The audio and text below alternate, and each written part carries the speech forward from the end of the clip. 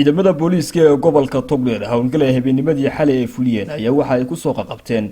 maandooriyaha khamriga kaasi oo tiradiisu dhammayd 451 litir oo khamriya waxaana ay ciidanku khamrigan ka soo qabteen mid ka mid ah deegaanada hoos yimaada gobolka Togdheer siyaabaha ciidanka khamrigan u soo qabteen waxa faahfaahin ka bixiyay taliye ku-xigeenka ciidanka booliiska ee gobolka Togdheer Yuusuf Shire iyo sidoo kale taliyaha hawlgelinta ciidamada booliiska ee gobolka Togdheer waxaana ka mid ah hadaladoodii kowdeedii waxaan hawlgal xoogan ciidanka booliiska gobolka Togdheer oo ku soo qabtay qamri dhan 451 litir iyo baabuurkii siday wuxuu kala ku qabtay 3 eedaysane saddexdaa eedaysane oo uu ka mid yahay ninkii ganacsadaha weyna qamriga caanka ahaa iska mirshe ninkaasoo maaragtay ah ragga ku caanbaxay ganacsigiisa ragga maaragtay muddooyinka badanna ku xidhnaa beriyo dhaweyto la soo xabsiga ka dhammaaday soo baxay shaqadiisina halkii ka bilowday ilaahay ayaa subxaanahu wa tacaala gacanta dib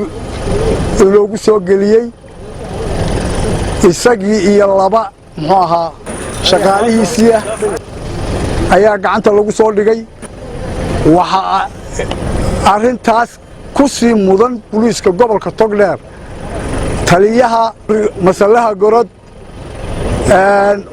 masalaha qabri gorod waxaan codsanaynaa in si degdeg ah loo xukumo si degdeg ah loo dhaafiyo gobolka oo loo fogeeyo waxaanu haynaa qabri ay tiradiisu dhan tahay 451 wax jajabay waliba jira oo gaariga dhexdiisa ku jajabay khamriga isaga waxa laga soo qabtay xangeeyada ayaa laga soo qabtay gaarigaasi qof uu soo jiiray waliba nin odayo uu soo jiiray waxa ka hawlgalay ciidanka degmada qabri gorod waxa kale oo ku lamaaneeyay oo lagu xoojiyay ciidanka saldhigga dhexe waxaanu hadda ku tirinaynaa khamrigii oo isku dhan tiradiisuna ay tahay 451 waa 7 kartoon oo xidhan 25 iyo inta kale daadsan tahay furan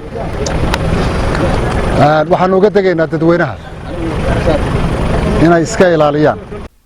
Cabdiraxmaan Camaar telefishinka caalamiga ee Som News magaalada Burco.